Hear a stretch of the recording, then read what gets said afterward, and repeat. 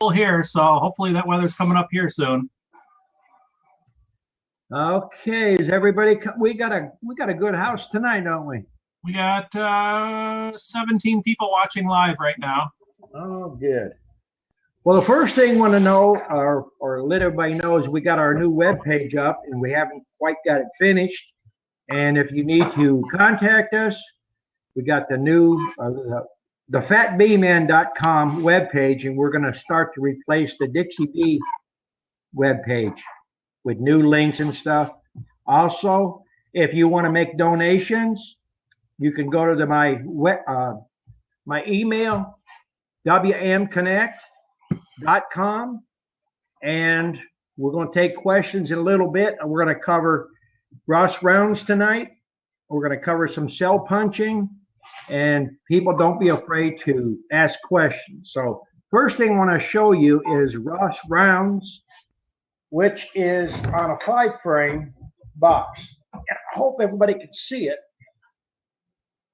This is a 5-frame box, and I'm going to explain to you the good and the bad about it. The bad about it is it's expensive. But if you have a van or something and you want to make high-dollar honey, here's one way to do it. You see this? You can pull out frames individually. There's 4 circles in each of these frames. And this is gourmet type honey, high-dollar honey. And if you want to make honey, make it and get as much as you can for it. These basically is 5 frames on a nuke. I have people say they can't make Ross rounds on a 10-frame box. I do it on a 5-frame box. I use a few tricks. You can take goldenrod honey, feed it to the bees with a hive top feeder. This super with 5 frames in it is $150. Basically, you can take $1 to $1.20 a pound for honey. Turn it in at $25. Each of these circles is 8 ounces. 2 circles makes a pound. They sell for $12.50 a piece. So if you want to make honey and make some money, this is one way to do it. Now, bees built vertically much better than they do horizontally. People that has 10-frame hives have more trouble trying to draw these things. But I like to buy honey or get honey from Florida, and that's what people come up here and say, how do you make orange blossom honey in Georgia? Well, I buy orange blossom honey, and I feed it to the bees. I build up my bottom box. I can sell a nuke. I turn around and put this on top while they're drawing it.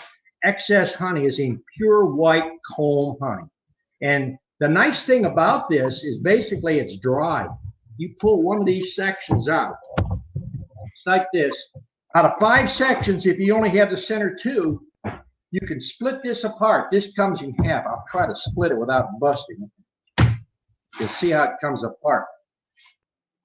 These little white rings in here, they stay with the packaging. So once you split this apart, you take the circle out, and right here is the only piece of wax that goes through here. So you take a knife and just trim the excess wax off. You snap a lid on here on each side. You put a pressure-sensitive label on, and you're ready to go. It's dry. It don't leak. It don't get wet. And if you only got 2 frames, you just put new wax in here. We use starter strips. Stick it back in there, and you're ready to go. I don't like to say one product's better than another, but this product is far superior than Hog Halves or any of these other ones. They have several out there.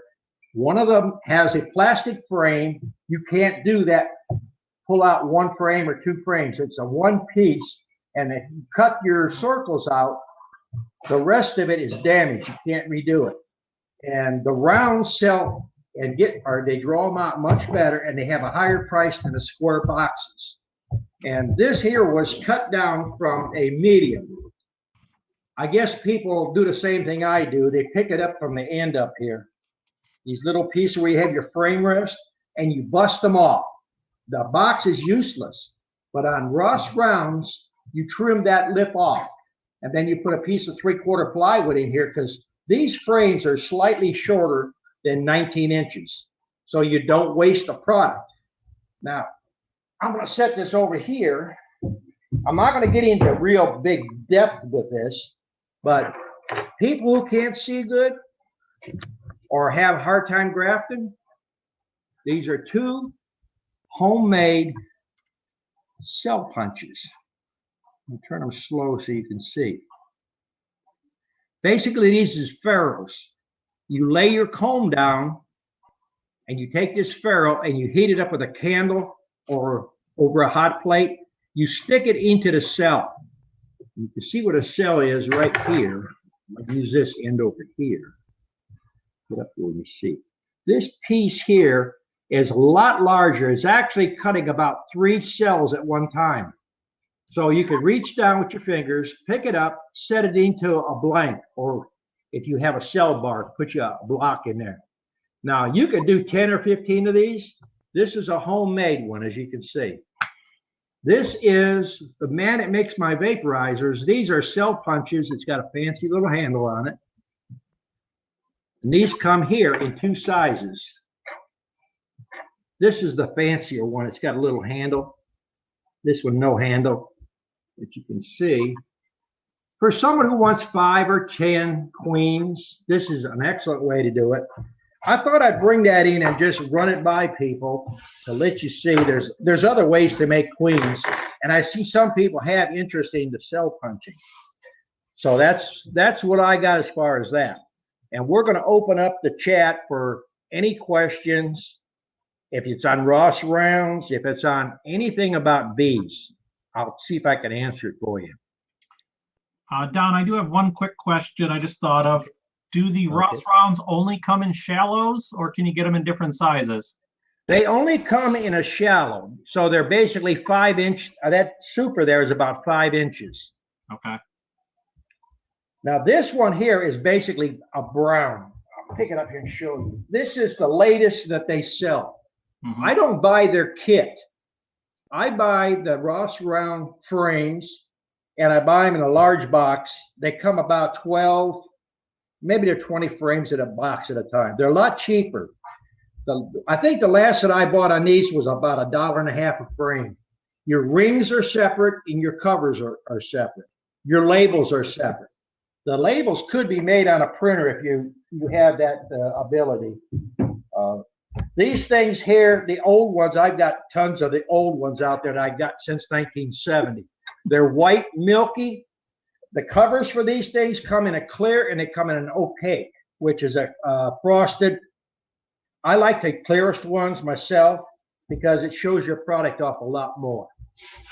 Okay, we got 2 questions for you. Okay. Thomas, he's getting 10 queens. He has 3 colonies to split. What should I include with each queen? Well, if you're going to make a split like that with a mated queen, get a frame or 2 of brood and some honey and pollen. That's basically all you need if you're putting mated queens in. If you're making them, without it, you don't need all that. The thing you have to watch right now is basically we got cold weather. It was in low 30s this morning, and the wind was terrible today. It about blew me across the bee yard. And we was trying to cut queens, catch queens, and get things ready. Okay, Jim wants to know about, can I describe what is done with the cell once it's punched out? Well, I should have brought a grafting bar up here. You could take a medium frame or you could take a deep frame and basically put 2 bars on it. And you want to, well, let me see if I can, if I held this up like this, you would basically put 2 blocks of wood together like this, and then you would stick your bar across it so that it's removable. You can slide it in and out. And on that bar, what you want to do is you could take a teaspoon and dribble hot wax on it, and then you stick those cells on it. And once you got those mounted on there, take a paintbrush, dip it in the hot wax, and coat it. Now someone's got those look like JBZ, and that's actually a grafting bar there, or a grafting frame. Whoever put that up, thank you. That's me. I can. I guess that's a new feature for Blab now. Oh, good, good. So so if you want something you want shown, let me know and we can try to grab it. Well, we don't want to get too much in detail, but I wanted to just cover that there and get questions, answers about bees. It's cold weather and making up your splits and stuff. You're going to have to be careful. Ed says this is cold weather. It's still added honey soup. I don't think I would add honey supers right now. If you put a honey super on with new foundation, more than likely they're going to start chewing wax up. They're clustering. And by putting a super on there, you're going to get a lot of heat escaping. So you could lose some brood. That's one of the biggest mistakes that people make, putting on too many supers too quick in decent weather. But when it's cold, you run that risk of chill brood. Okay. Any other questions? We got 25 people calling in. Let's get some don't be questions afraid. rolling here. Last time we done our chat, I must have hit the button here twice. Looks like we're recording this time, so we're recording. Double check.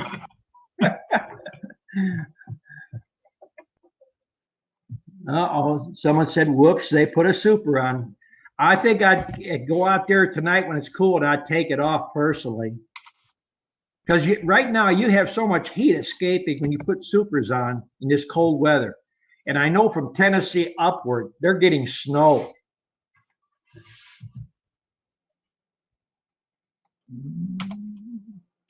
You were working on drawing foundation today with students? Me? We was putting cells in and cutting cells and setting up mini nukes. We had about 15 hives out there, and some of them had 15 to 20 cells. So my son was out there caging queens and then cutting cells and putting them back in. Thomas is 29 degrees, so let's see. you got to watch.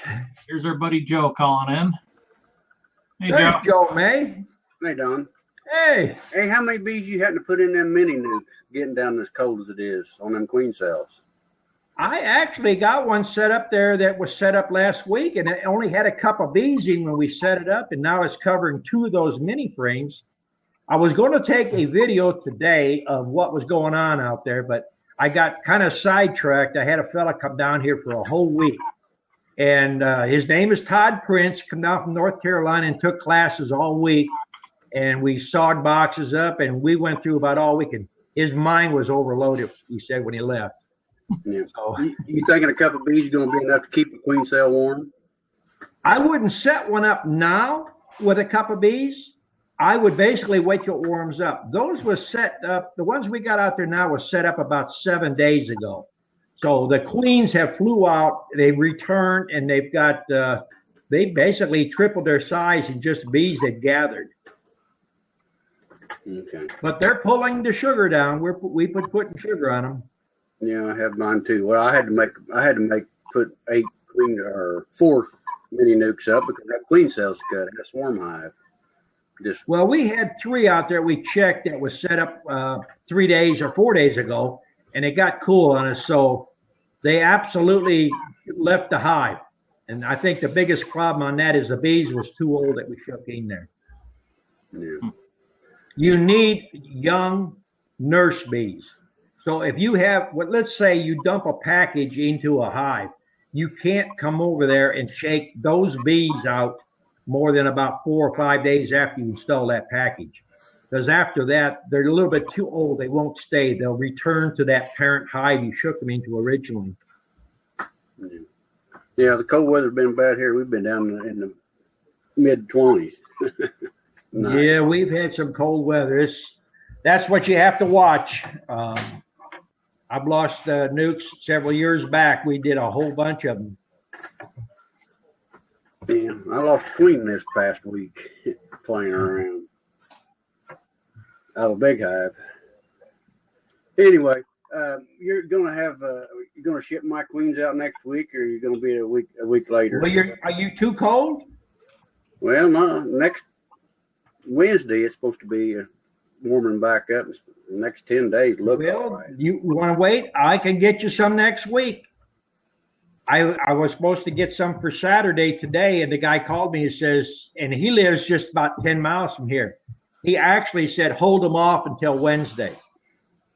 Don't get them too quick because, you know, the mail, if it sits in the mail and they get frozen or damaged, I would wait till you have warm weather. Okay, let's wait another week on them, Don. Yeah, I think when you're ready. And we got 2 addresses for you. You have a brother that lives with you? No. She's looking it up now. I think it's the same address.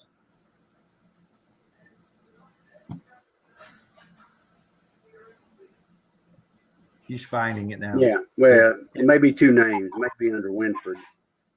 Yeah, that was one of them. Yeah. Well, that's my legal name. Okay. I think he said that was both his when it. See, if you wouldn't have said nothing, you might have got 30 queens. No, we ain't going that route. Well, Okay. yeah, we'll just wait another week on that. Like I say, it's been cold up here, and I need to get in boxes. I ain't been in boxes in 8 days. Okay. If anybody else got a question, jump in. Let's give everybody a chance to get in and talk. There's another one All from right. Ed wants to know best time to put supers on for spring flow. You're going to have to wait till your weather is warm enough, and then when they're covering all your frames good. 'Cause I can't give my opinion for Pennsylvania or Montana, and that you have to go by what you have in your area. If you don't have enough bees, there's no point in putting supers on. TJ's been trying to get a question on. Made some cells, cut them. Some of the bees left, and there are only enough bees to cover the cell. Is that enough bees, or would you try to add? We have about 60 degrees. If he's got enough bees with new young bees, I would add some to them. Now, if you're using mini nukes, you don't need a lot of bees. If you're using a 5-frame deep or even a 5-frame medium, you're going to need a lot more than a cup of bees. And if you put a frame in there that has brood on it and a cell, they're going to cluster on the cell and they're going to forget the brood. So that's why I try to use just a frame of honey, and I put it against the sidewall with a cup of bees. That way they don't worry about the brood. They come up, they keep that cell warm. Dean's got a question for you. All right, Dean made a split, intimate split with the BC. What's the BC? BC head. Oh, imitate. Oh, imitate a swarm with 4 cells. Well, if you got queen cells, I would only use 1. And if you could cut one, cut the best one. Now that's when you're cutting cells, you got to have wood and wax. If you got plastic, then you need to go to a queen castle because it's very hard to cut a cell off of plastic, not unless you're a surgeon.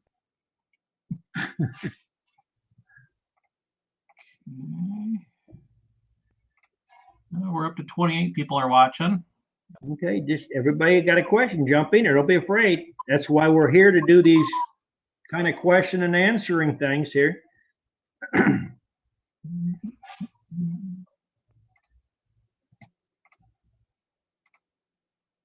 I guess everybody gets camera shy, huh?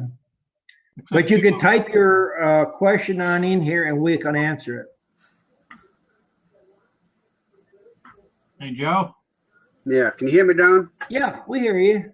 Hey, I was seeing a video this week that said that if you put 2 to 1 sugar in, they was going to store it in the comb and not use it right away. You was better off using 1 to 1 to get them to draw wax. Is there any merit to that?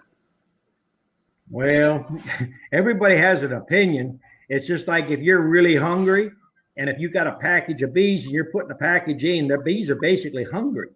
So if you think of yourself, if you're hungry, do you want a half a sandwich with just maybe peanut butter on one side, or you want a full sandwich with peanut butter and jelly? I believe in the more sugar you put, the more they're going to draw. That's personally what I feel. Okay. Well, I was going to experiment, but if you've already experimented, I'm sure ain't no use me playing with it. I feed 2 to 1. But as far as storing, I'll tell you one way you can prove to yourself. Get you a bottle, like a ketchup bottle, and put some honey in it. and put you a line on the landing board and watch those bees. They'll climb right through it and go out and bring nectar in. Now, if there's no honey flow, they're going to line up and they're going to start eating it. So that will tell you about storing honey or storing sugar water. They're going to store some sugar water, but they're going to consume it in that brood chamber. They're not as likely to move sugar water up into a honey box. Yeah. A quick question. That Motel 6, how far is that away from your house down there? About 7 miles? Well, Commerce is about 12 or 13 miles, 15 minutes one way, and then Gainesville, they got some places up there. That's about the same distance. Okay. You shouldn't have a problem. Thomas wants to know what I'm currently doing in my bee yard. Today I was sitting there trying to keep warm. I was letting my son do most of the work. But we're cutting cells. We're making what we're doing. Basically, we catching queens, and we're replacing the queen that we catch with a cell that's ready to hatch. So the cells that we are cutting right now they're going to hatch either tonight or probably tomorrow. Some of them are already thinned out on the end or already starting to cut almost through. That's the way I like to do I catch a queen, put a cell in right away. You don't have no downtime. And Les wants to know, do I count the days when the cell's capped? Well, I look at them basically, Les. Once you look at a few of them and you know when they're hatching, they're going to thin them out on the end or they're going to discolor at the end. The cell will be fairly white when they draw it out, and then as it gets mature, it's going to turn to a light brown or even a dark brown. And then at the very end, it's going to get lighter in color and thinner. And if you cut them, most people heard about candling eggs. You put them over a light and you can look in there and you can see them. Well, if you hold the cell up towards the sun and put your one finger on each side of it to block the sun, you can almost see through it. You can see the queen. And another way is you can take the cell and put it in your ear. Make sure you don't get no honey in your ear, but I have put them in my ear and you can hear them scratching or piping in there. So, there's different ways to do it. I can usually look at them because we do a lot of cells. Okay, let's see. Got one from Jim. He saw something odd. There was a queen cell above the bottom bar sticking out at an angle. Well, most of the cells don't come straight down. They come sort of at an angle, probably 15, 20 degree angle. That's the cells that, the ones that come straight out, those are usually the drones. They look like this, like a little bullet standing on the end, almost straight out. They're very distinguishable. Okay, another one from Stephen. Will bees move clear pollen out in a frame? Well, they use the pollen up, and they usually put the pollen on the outside of your cluster where they're laying the larvae up. But if you put a frame that has old pollen in there, yes, they would probably move some of it. If it's no good or moldy, they'll pull it out. Yes, Ricky's going to come in and give us a chat. Come on in there, Ricky. You might be having a bad connection. Looks like a slow connection. Yeah. There, it looks like you might got in. Okay, can you hear me? Yeah, come on in here and we can hear you. Okay, I'm a friend of Ricky's and we do bees together over here in Altamont Springs, Florida. Oh. Okay. So I wanted to ask if I noticed the other day, first time I saw that was there's like 3 or 4 larvae in each cell. What's that? Larvae or eggs? Yeah, but I'm saying there's 3 or 4 in one cell, in one comb little cell.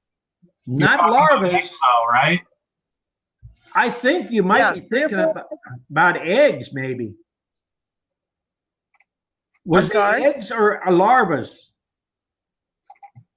Right. And there's 3 or 4 in one little cell.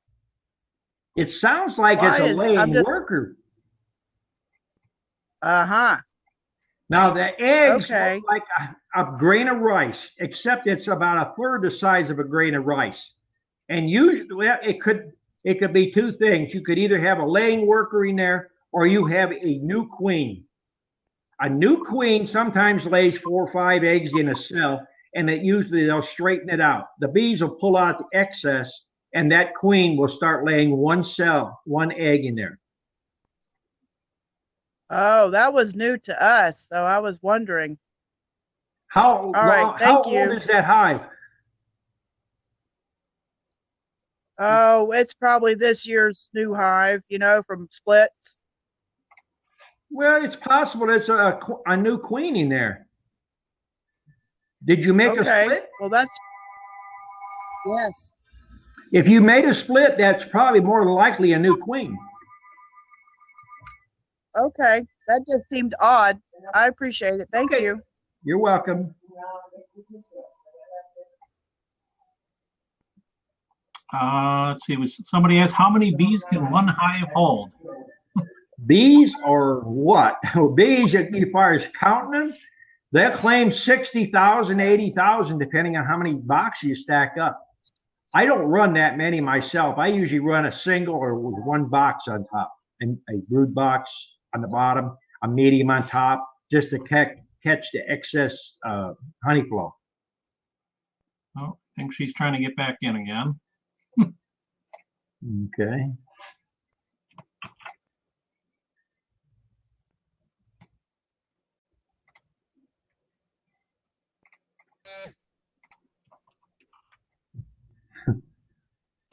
Maybe.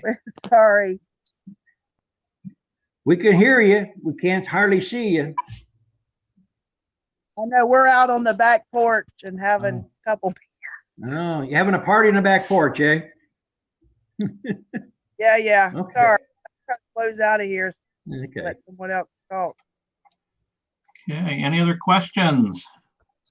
This is the time that you need to be going through your hive, because this is spring buildup.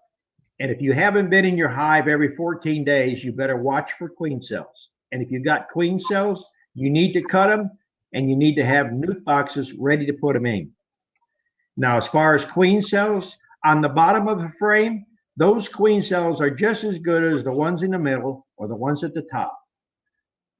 An egg is an egg, no matter where it's placed. And the bees will move it around wherever they have a space to put it. So don't just take and start cutting queen cells off and throwing them on the ground. You wouldn't throw $20 bills on the ground, and that's what a lot of people end up doing. All right, somebody wants to know how many queens are in a hive. Normally there's one queen. I've seen as many as a mother queen and 2 daughters running in the same frame. And sometimes, on a swarm, you can have up to 30 queens in a swarm.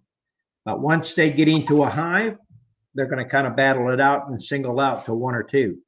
That's another good reason to, when you have a swarm and you shake it in front of a hive, shake your bees about 2 foot in front of the hive and let them slowly march into the hive. And I would have you at least 10 or 12 queen cages ready, because nature does not have just one queen in a swarm. They have multiple queens because of the mortality.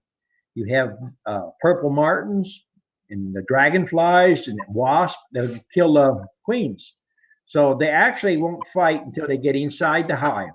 So you have to sort them out, put them in queen cages, and then put them in other hives so that they don't kill one another. If you want more hives. If you don't, let them go in there and take care of each other. Yeah, Don, I got one hive out there. I know it's got at least 6 queen cells in. I got to cut them tomorrow, whether the weather's fit or not. What's the best chance of survival in this cold weather? Just cut them and put them in mini nukes and bring them in the house? I would leave them outside personally. What I would do is set your mini nuke up wherever you're going to have it on your stand, and in front of the mini nuke, take a box, set it in front, take a lid from an 8-frame hive or a 10-frame hive and turn it upside down. And that way it'll act as a funnel where you can shake the bees in. And I'd put the queen cell, the queen cell should go in the mini nuke with a frame of honey. That's all you need. And maybe 1 extra frame with new foundation. And go to one of your strong hives, and go towards the outside and get you 2 frames of bees and look at them. And if you got bees that look sort of dusty, those are going to be your newer bees or your young bees. Take them in front of that box and let them march in. The older bees is going to fly right back to the parent hive, and all you need to get in there is a couple of them bees. They'll keep that cell warm. Make sure you find your queen before you do any shaking if you're not familiar with locating your queen. Yeah. And that's another reason to have a lid upside down in front of your box. You push it right up in front of the box tight, just under the hole. That way, when they do march in, it's a 1-inch hole, and they're going to go 2 or 3 at a time through there. You can almost see if you got a queen. Because it's possible you shake another queen and you can reach down, catch her, and put her back in your parent hive. Yeah. You think even in the 20s, not too cold, a couple of bees will take care of the queen cell? If it's in the 20 degrees and you got at least a couple of bees in there, yes, they'll take care of it. Okay, that's survival. Yeah, that's what I was concerned about. I would put more bees than you think you need in there because you're going to get some to fly back. The oldest ones will fly back to your parent hive. Yeah, in this cold weather, do you think about even maybe box them up in the front for about 3 days so that the older bees will be committed to that mini nuke? Does that help or no? Nah, if you got the bees to spare, you could. I don't do it personally. See, what I'm doing is when I go into my 8-frame hive or a 5-frame even, and I shake bees in front of these mini nukes, what I'm doing is getting rid of the welfare in that particular hive. Because when you shake 2 frames of bees or even 3 frames of bees, all the foraging bees go back to the parent hive. All them little boogers in there eating honey are the ones you shook in that mini nuke. So all the bees that's in that parent hive, they're going to go out foraging and get, more honey. That's how I can make a lot of splits off of one box and turn around and make honey on top of that. Because I'm basically getting rid of the welfare. And I got a feeder on top feeding them sugar water. Okay, thank you, Don. All right. Troll here is thinking about a triple deep, 10 frame, but I don't think I would do it personally. I run all deeps when I was young, 10 frame. It'll bust your back down. You don't accomplish nothing.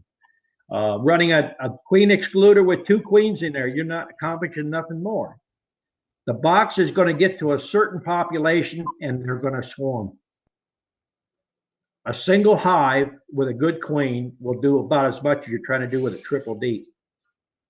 He was asking about vents on the side, though. On the sides, I like to put all my vents in the front of the hive, under the handhold. You put them above the handhold, and if you go to move a box, you're liable to have a bee come out. All right.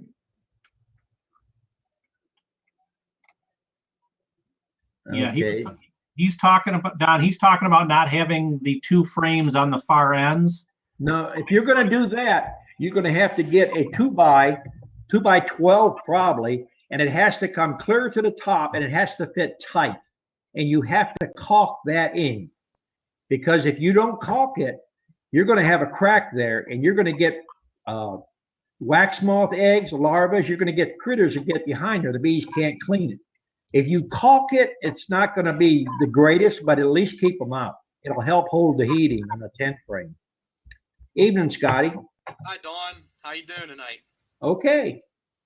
I just have a few quick questions. I've been making up nuke boxes and hive bodies. We did about 80 nuke supers, and some of them weren't. I didn't have boards wide enough to get 9 7/8 for a couple of them. Is it okay to just do those like 9 5/8? How far down can I shave them? Well, here's the thing. I like to, when I build stuff, try to build everything consistent. Right. If you're talking about a 5 frame deep, right? Mm-hmm. Yes. Okay. Why don't you just put a 7-inch board there and make medium, 6 1/4 frames? Just cut them down to mediums. I made about 33 medium nuke supers. Okay. So maybe I'll just cut those ones down. If you got the deep bottom box as the brood chamber and you're using standard frames in it and it's for your own use, Why don't you just take standard 3/4 board, all your trimmings and your dropping, and just cut basically what Liza showed there, that grafting frame. You don't have to have it fancy. Just use your finger, space it out, and you can let them use it to draw honey. Okay. If you take the top bar and just center your blade and run it up 3/8, and you just run a slot in there and put you a short piece of foundation in there. You can wax it in with a brush, or if you don't even want to do that, just leave it. Use your finger as a spacer. They can draw that foundation. Right now, they'll draw if you're feeding them, they'll draw anything. Stop and think about a tree. They don't have frames in there. They don't have a lot of stuff, and they draw a good comb. The starter strip, basically, all it's going to do is keep them from crisscrossing in a box. Just gives them a little bearings. They work real well. I was doing that last year. Yeah. Ones without starter strips built the comb going different ways.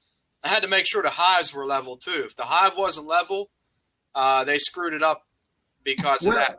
The level of the hive really don't do a lot as far as screwing it up. If you have every other frame either draw it out or a piece of starter strip in there, they'll be okay. If you're pulling honey out, pull every other frame. You can either cut it out, squeeze it, throw that frame right back in there. They draw a straight comb. But when you put too much foundation or let them draw too much, the bee space between frames or between the foundation exceeds 1.5 inches. They are going to make bridge comb in there. Mm-hmm. Yep. Yeah, got to respect the bee space. Right, you're right. But you don't have to have fancy frames in there. If you're going to sell mediums, you can buy the frames or build them, I've been building my own. I have to run and show you. I have to bring one up and show it to you. It's been building my own out of scraps. Well, I've done it before. It's not hard to make frames. You can make them look, like store bought, but my time is worth more than I buy my frames by the pallet, To me, the time kills me. It's like I had a student here all week. Stand around and make frames for 50 cents or $1 a piece don't make no sense, Right. We're still small, but I imagine it'll get that way. Well, we got 3,000 frames in the basement right now just for building out frame, for nukes and stuff. Wow. I did it, I can see what you're doing. You can do them with a table saw, or you can do them with a router, with a little router table, and you can put you a stop on each end. You cut those frames. You can stand them up on your table saw and cut a 1-inch slot at the top, turn them over and cut a 3/4 on the bottom. And then just slice them like you're slicing bologna. Put your fence up there and just slice them 3/8. Once you get that point, you take a router table with a router with a 1/4-inch bit and put a stop there and slice it down 1/8 of an inch cut on each side. Bang. What kind of different sugar can you use for the bees? Like you can't use brown sugar, right? Why not? I don't know. I heard some people say it had stuff the bees couldn't digest, but is that true? Got a lot of people out there tell you a lot of things. I know. I used brown sugar for years. Brown sugar is usually derived from beets. It's cheaper, unless it's mixed with molasses, and it still won't hurt the bees. It won't? I've had people getting debates about powder sugar. You can't feed powder sugar. Just about all sugar contains it's a powder sugar. Yeah, they keep you from lumping. Cornstarch. Yeah. It could be a small amount or it could be a large amount. Now, we buy bulk sugar by the ton, and sometimes there's actually 3 kinds of sugar. One is a coarse ground, like rock, it's almost like a rock salt, and they use that in bakeries, sprinkled on bagels or something. And then they have a powder sugar for, confectionery use. That has more cornstarch in it. Then they have a regular table sugar. It's a fine granulated. Sugar is sugar. The only thing you don't want is fructose that's made from corn syrup. That's genetically altered, and then you're going to get a little pesticide residue coming up through it. Don't want that. So brown sugar, can I make that the same way as I make all the other feed with the white sugar? Why not? I'll do it then. Well, if you ever been to McDonald's or Burger King, any of those places in the summertime, go around their trash or where they got these little containers in the front, you're going to find bees in there. Hmm. They go That's, after anything yeah. sweet, pretty much. Swimming pool? You know, people say, I wouldn't, let them use my swimming pool because it got chlorine. Well, they're in swimming pools. The worst thing about a swimming pool is people that's gone from the chlorine to the salt treatment. That's why I did a video years ago about putting a salt block in your backyard. I listened to it. I did that. Yeah. Because of And you. it helps. It does. It does two things. If you got company come there and they're sweating, the bees won't land on them to get that salt from their perspiration. And they have to have salt to process the honey. Keeps them off my wife when she's in the garden. There you go. They have to have that salt. All right. John wants to know, he's got robber bees picking on just one of his splits.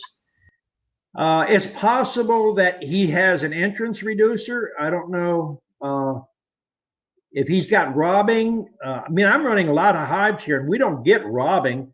You either have to have an entrance reducer down there to keep them under control. Use hive top feeders. If you use an entrance feeders, you're going to probably end up getting robbing. Because all your entrance feeders, jar feeders, either on the top or in the front, they use vacuum to hold it up. And most of your entrance feeders have way too many holes. If you're going to do that, I would take a canning jar, a brand new canning jar, put the lid on and screw the band on, and take a staple gun and just shoot one staple through it and pull it out. That's all the holes you need. The ones that they use that they're selling got rows and rows of holes. And once that vacuum breaks or the barometric pressure changes, when that bottle's half empty, then it loses vacuum and it starts glug, glug, glug, glug, glug over the ground. And then you create an ant problem. So you don't use robbing screens at all? No, that's something the bee people come up with to say some more junk. People, they'll say put grass in there. I would never stuff grass in a beehive. That's the one thing I try to teach students. Take a lid, turn it upside down, stick it on the hive next to you. Set the box there. Don't lean it against the stand into the grass, because that propolis, if it picks up any blades of grass and then you put it back on the hive, you create a fungal problem there, because it starts to mold and then you start getting fungus building up in there. Good to know. There's one from Steven for you.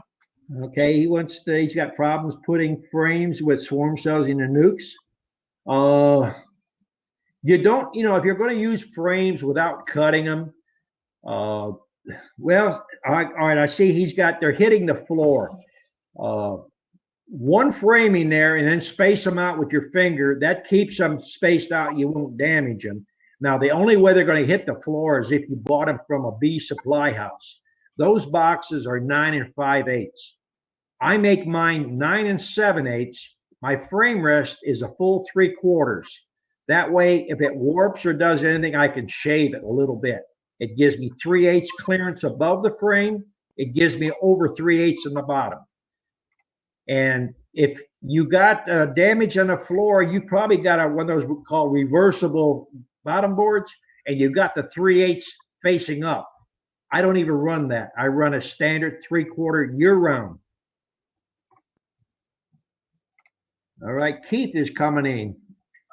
Well, there's a question if you want to get it from Theo real quick. All right, Theo's he got one frame with a queen cell in a new box, shook one frame of bees, added no other frames. The queen cells hatch. What should he do to build a hive? You don't want to do nothing until the queen starts to lay. Then go to another hive and take a frame, one frame at a time, of bees that's hatching, and shake it lightly. And the field bees will fly off.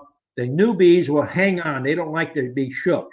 So you can add it to the box that you want to build up. Or if you have a queen cage, you can put the queen in the cage, but you got to make sure she's laying first.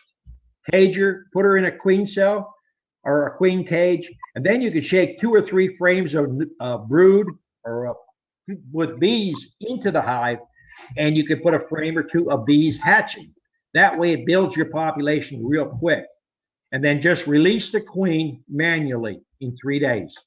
You got to let them get used to that pheromone. Okay, here's one from Kim. All right. A large swarm took up an empty hive. It had drawed combs, so there's anything special she needs to do.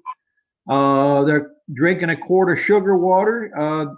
Evidently, if they're drinking a quart of sugar water, they're staying. So I would give it 7 to 10 days, and if it's a good-looking hive as far as condition, stick a super on top of it and let them go. Okay, one from Robert. Okay, Robert wants to know, how do you replace old frames that come from a nuke without losing the brood?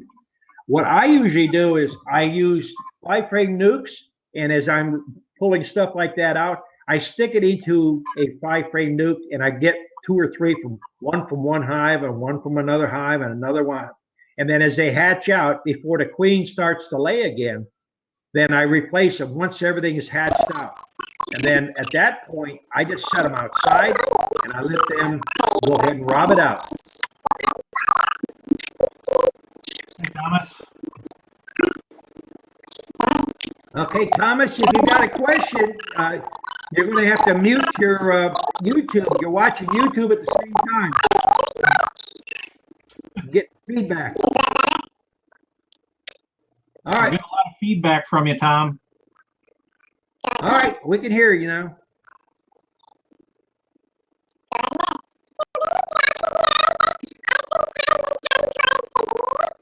I didn't quite understand you.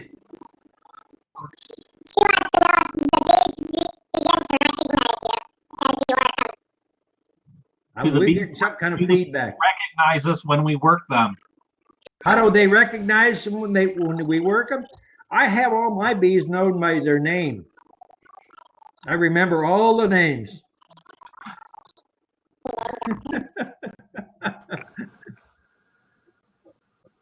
Hey, Keith. Okay. Hey, Don.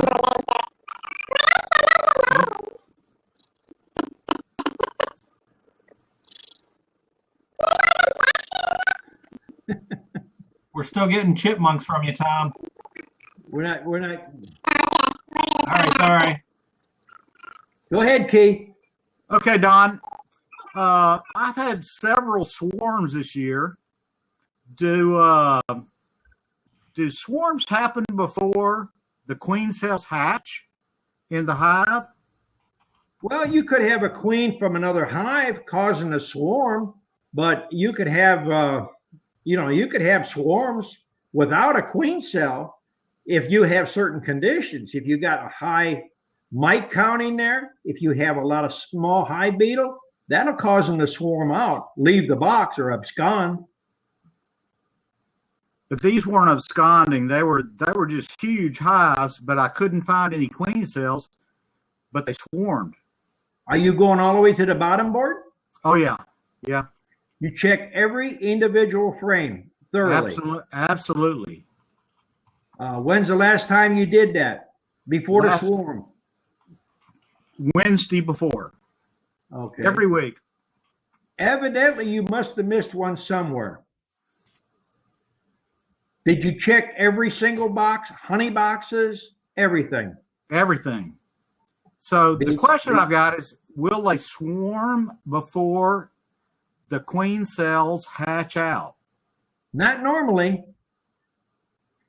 You've got more than one hive there. If you have a swarm from another hive leaving, they'll pull up some bees from that hive. And sometimes they'll pull the whole hive. Okay. Thanks. I've never basically seen it, but I've seen them pull from other. That's the whole principle of mini nukes. When that queen goes out, she starts gathering workers in the air. She might leave with a couple of bees and come back with 2 pounds of bees sometime. I've seen that too. Yeah. Now, I hope that can help answer your question. It did. Thanks. Okay. Ed wants to know the wait list for queens. We're going to have queens we're catching queens right now, actually. We should, if you're on the list right now and you've already paid for it, you'll probably get some in a week, depending where you live. If you're from Pennsylvania, we might not be shipping them up that way real quick because it's still cold up there. Question from Stephen. All right, Stephen wants to know how many active hives do I run or in my yard here, or how many helpers, human. Well, this is a learning yard. That's what you have to understand. We have out yards too, and it's usually me, my son, and sometimes we get 1-2 students that help. But this yard here, we run between 200 and 500 hives. We're currently running way over 200 right now, but we're slowly building, and in another month we'll be at around 500. One person can usually run 200 to 300 hives fairly easy. And how much losses did you have over the winter? Normally, the way I run my bees, we get 2 to 3% normally, and if we get new students in September, October, we might run 4 to 5%. Pretty good odds.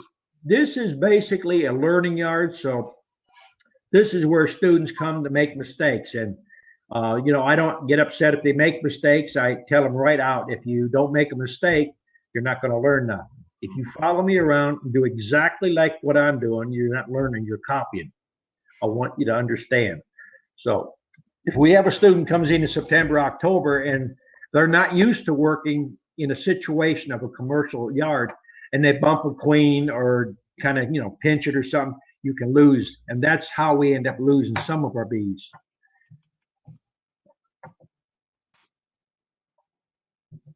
All caught up on questions right now. We're in Georgia, so we treat when we need to.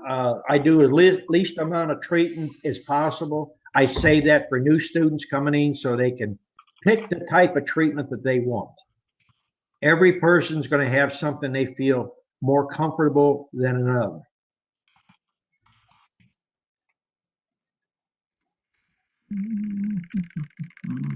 Oh, we got Scotty's calling back in.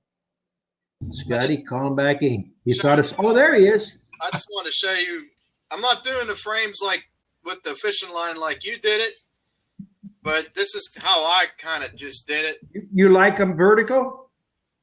I don't know if you could see it too well.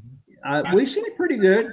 Yeah, I just put a piece of 3/16 inch plywood on there, and then whenever two of them add up together, it gives you that 3/8 inch space. Yeah. And that's what I did, just using scraps, like you were talking about, using scraps from the other stuff. Well, now the frame, instead of tacking that piece on there, what you can do is cut your stuff out of 3/4, like a 2x8 or a 2x10, and basically do the same thing.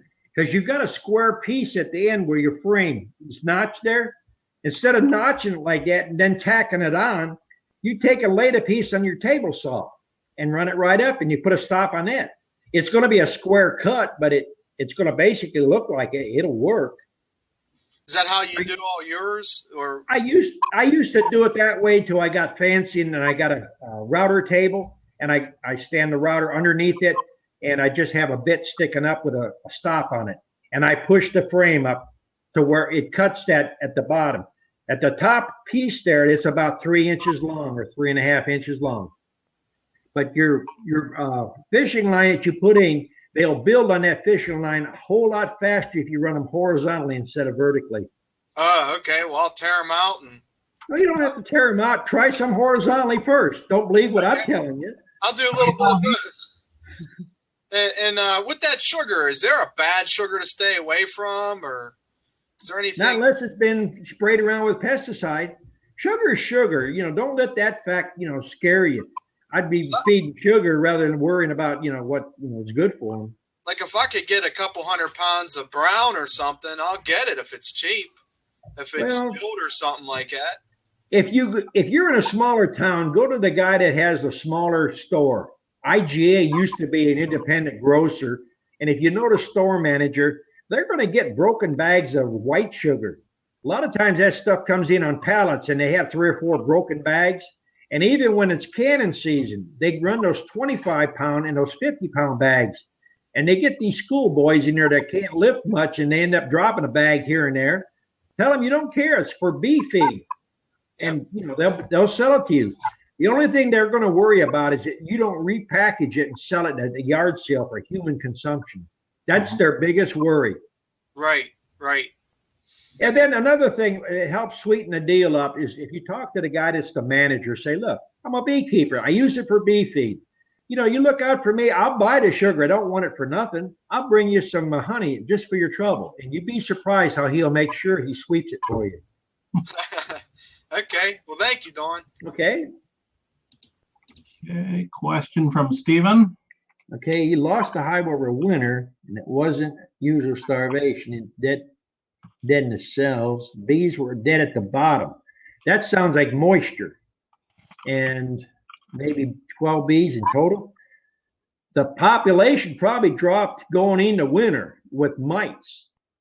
And when they're on the bottom like that, more than likely, it's usually they got moisture on them. And one way you can tell is look at the bees, take your hive tool and kind of move them around. They'll be moldy looking or they'll smell bad. Starvation is always, the bees will be head first in the cells.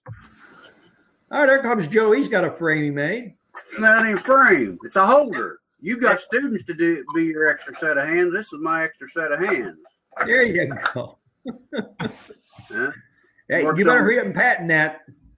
I'm gonna make one of them, put it on YouTube. So watch out. This even works on small, medium, and frame, deep frames all. They lock in there good and tight.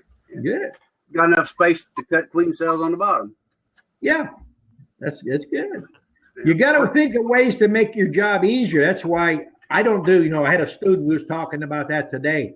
I have all these different air guns. Air gun for every purpose. It's just time saving. Keith, you thought of another question, did you? Yes, sir. Okay. I've got a friend who's had 3 swarms land on the same piece of the same tree. Is that typical? They all landed at the same place. I have there's a pine tree by my bee lab in the back. And I've actually took a picture. There was 8 or 9 swarms on it, the size of a basketball. It looked like Christmas ornaments. Sometimes bees are strange. They find one particular tree, and I don't know if it's the location or it's in the open or there's something about the smell. You never know where they're going to land. If you got that situation, I'd set some old boxes under the tree or set them up on a couple of cement blocks, and it's going to be a place to catch bees. Yeah. It might be a meeting place for some way. Okay, thanks, Don. Sure. Question Kim, how long should he wait until goes in checking a newly caught swarm? If you just caught it, I would recommend 7 to 10 days. Don't get real anxious. Put the sugar to them, let them build. And after 7 to 10 days, that queen is already going to be laying. So if you damage her in any way, they can replace her. So that's why you want to wait 7 to 10 days. And Stephen says most sugar manufacturers have shrunk. Yep, that's true. Everything. 5-pound bag is a 4-pound now. A bag of chips used to be 3/4 full. Now it's half full, 3/4 full of air. Go ahead, Keith. Don, I've got some small hives that are very gentle. I also have some big hives that are very mean. Is there a correlation between size and meanness? Nope. If you take the ones that's mean, there might be something causing it. Do you live in an area where you got little lizards or geckos? Not really. Do you have any scratches on the hive? Sometimes a skunk will scratch the front of the hive, or a coon or a possum. All they're doing is clawing at the front of the hive, and you'll see scratch marks on it.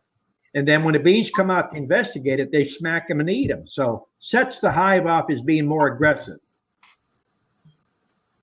So but a strong hive versus a weak hive, there's no correlation there. Okay. Thanks, Not Don. unless it's old comb and it's built up 4 or 5 years of pesticide in there. Sometimes they're a little more cranky than normal. Not really. Okay. I'd check under that hive. You could have something under there that's tormenting them. Check in the Okay. afternoon. Look for wasps, those yellow European wasps, or bumblebees, those carpenter bees. They'll make a hive get mean. Okay, thanks, Don. Sure. Okay, well, it's almost 9. Don, if we don't have anybody else calling in or questions. We'll give a last roundup and see if anybody wants to say anything. See anything? Do you want to give a reminder about our once a month chat? Yes, we used to do our chats weekly, but it's busy right now. Here comes one of my students, Jamie. Welcome, Jamie. Hey guys. You get those bees put in those hives? Oh yes, sir. I did. Good. They're doing real well. They're eating up a storm right now. That's great. Real quick question. You were talking about having possibly several queens in a swarm. Right. Would it be possible to actually take and find those queens and actually split that swarm and put Yep. those in 2 different packages? Definitely. Okay. All right. Packages now, we're making a hive with them. Making a hive. Put them in a nuke box. Yeah, what I would do is have extra queen cages. And Okay. a swarm is going to have, that's minimum, going to have 2. That's just nature. They don't do things by one. They always have a backup plan. So have extra cages. Once you catch that queen, you have to remember, more than likely it's going to be a virgin queen. Put it in a nuke, leave it for at least 3 days, shake some bees in there. You can direct release it.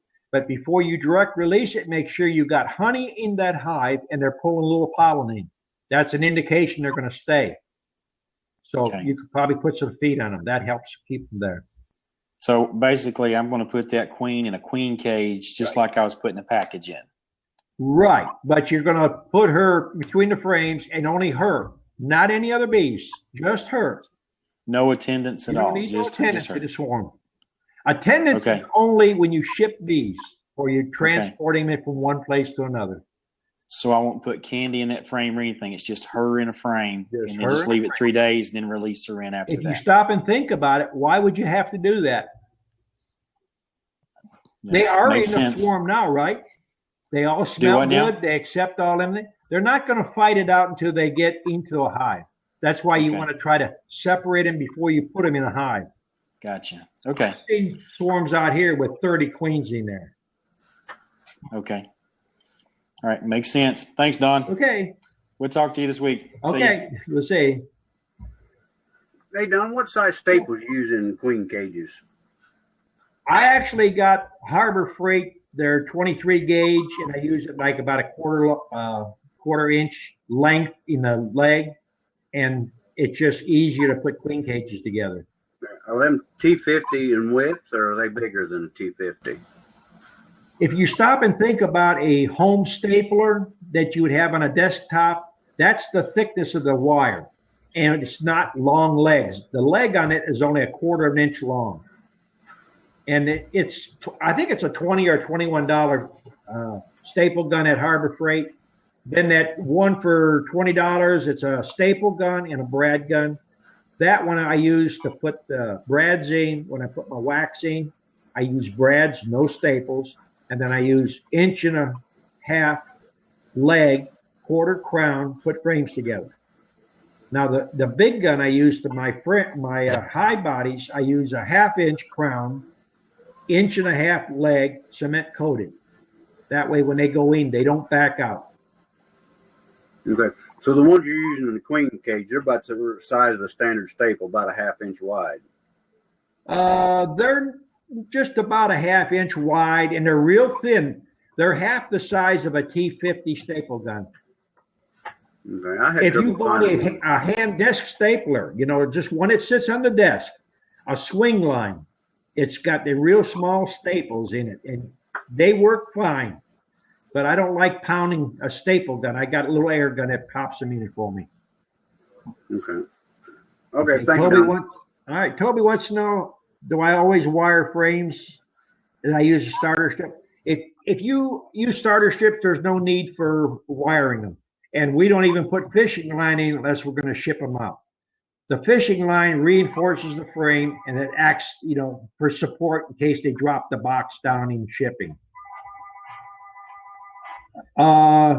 Robert wants to know if I have anybody Northwest Alabama delivering packages. I just had one of my students on here, Jamie Kelsey. He was on here just a minute ago. If he's still on there, get on his Facebook page and he will be coming over and he can probably drop you off some or sell you some. He's in about north central Alabama. Got one caller. Okay. Oh, I don't know where she went. I guess if nobody else has got any questions, we'll wind her up. And we'll do our next chat. It'll be in May, and we'll probably do it the second Saturday of May. And we'll try to hold it right at 1 hour unless we have a lot of call-ins. And we'll answer questions as long as somebody wants to answer. Okay, I'll stop the recording this time, Don. Don't worry. Okay. All right. All right, I think that's it. Thanks, Appreciate everybody.